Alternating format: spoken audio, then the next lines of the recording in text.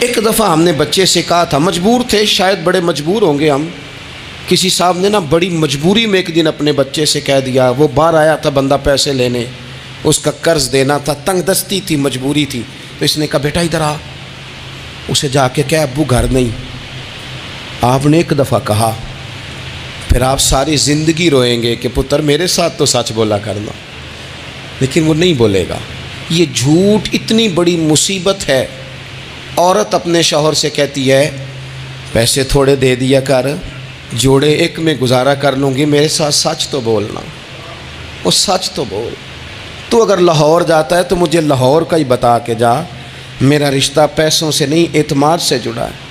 ماں کہتی ہے ماں بیٹے سے، پتر سچی بات تھوڑی کر لیا کر، سچی کیا کر، سچ ختم ہو گیا۔